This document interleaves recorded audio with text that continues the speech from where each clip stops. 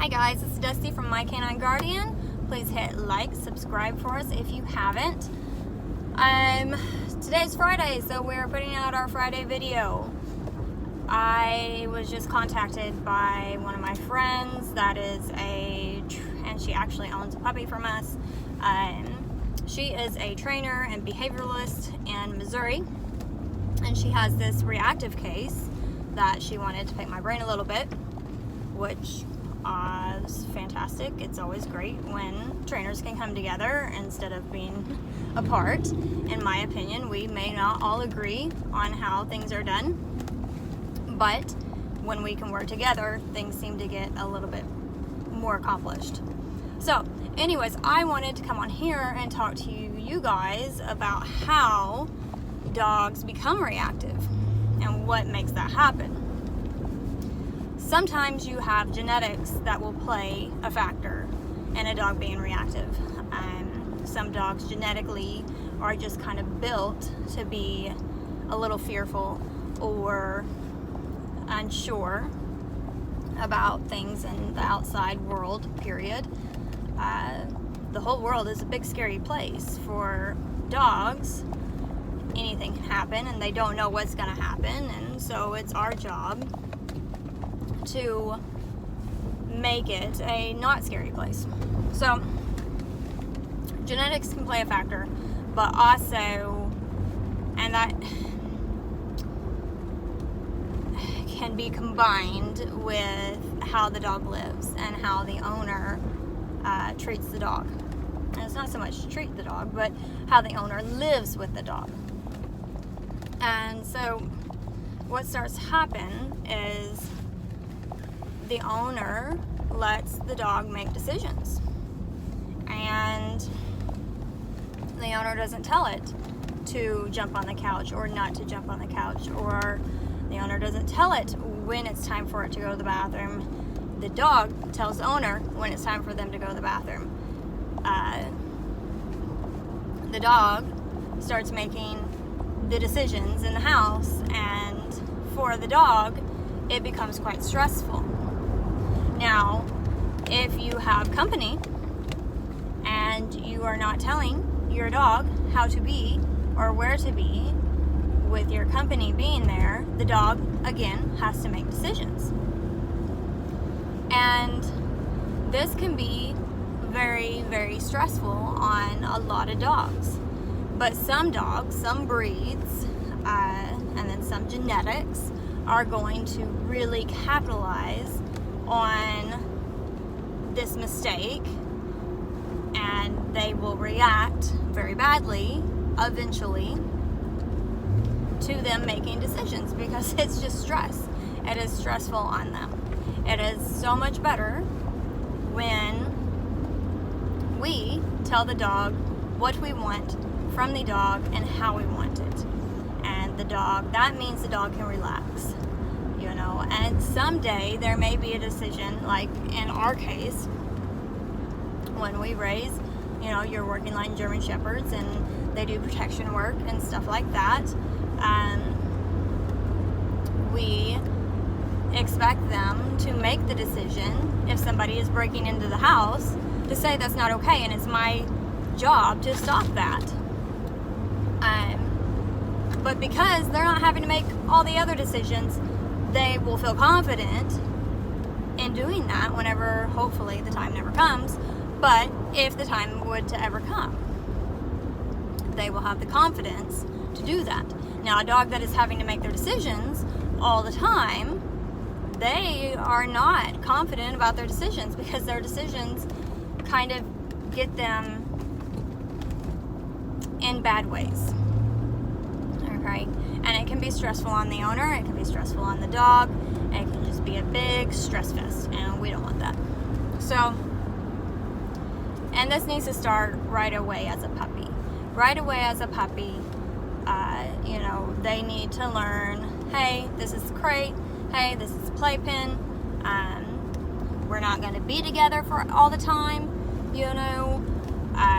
Some people, they want their dogs with them all the time, and that's fine to an extent, but your dog is not going to get to be with you all the time. There are going to be cases where you are going to have to leave your dog at home. And so instead of making his first month or two at the house, at his new home, with you 24/7, and then you leave a month later and he's just freaking out about that, let's set him up for what's going to happen. Yes, puppies are cute and we want to love on the puppies. Everybody wants to say, oh, well, I want to be home for all that time that my puppy is home. So I'm going to take vacation, which is fine. But you do need to use the crate. You do need to use playpen.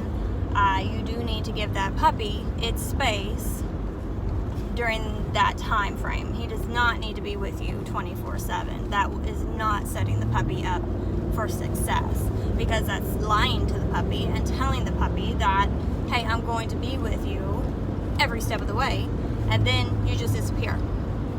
And he's not mentally prepared to be on his own. And some people don't even put him in the crate, and then they're upset whenever they come home and their couch is destroyed. So it's just, the puppies, the dogs need boundaries. Even dogs that are grown, that come to board and train with us, as soon as they get there, we are showing them our boundaries. We are showing them the rules and what we expect of them. And that is what they will do. That is not an option to do otherwise. It does not matter what they do at home. We have our boundaries, and the dog's just like, oh, thank you so much for telling me that. I'm so glad that you're in charge here, and I look forward to staying with you. So it's just, that's crazy, but that's how the dogs think. And if we as people could just kind of change how we think, how we feel about giving food to the dog, or telling the dog no, or telling the dog to do something as a bad thing, that's not a bad thing. It's not a bad thing to hand feed your dog and get a better relationship with your dog that way, instead of just giving him a oversized bowl of dog food, as much as he wants when he wants. It's not a bad thing to tell your dog to get off the couch and then get back on the couch. It's not a bad thing. It's not mean. It's good. It's not a bad thing to tell your dog to get on a certain place. We use climb or place on our beds, and that's their spot they stay on while we're eating lunch or whatever. That's not bad. That's not mean, guys. It gives the dog relief. So, and what happens is when these dogs aren't told what to do, you have cases like my friend has her case, and this dog is absolutely terrified, not living a good life. His owners love him, and that's why he's at the trainer now, but he's not living a good life, and he will bite somebody. And guess what happens when your dog starts to bite people that don't deserve it? It's bad deal. It's sad deal. So we don't want to euthanize our dogs, and we don't want them to live in this terrible mindset of fear, because that's what it is. Some people will be like, oh, well, he's protecting me. And for some reason in their mind, that's okay that their dog is protecting them, for their dog to live in that mindset. And it's like, to me, I don't care if you think your dog is protecting you. This will get your dog killed. You need to have this under control. And the dog needs to be relaxed and live a relaxed life and a happy life, You should be able to go outside and play ball with your dog without worrying about your dog going to kill somebody, because he's so terrified of the world. But anyways, just again, rules and boundaries, communication, clear communication. You will hear me say that over and over again.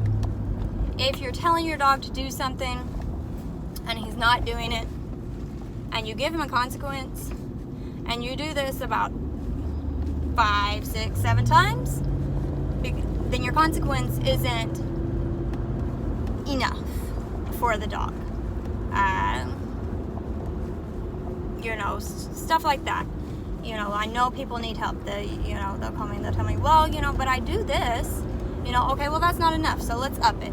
Let's up it so we make it clear to the dog that this is okay, this is not okay, and this is what you want.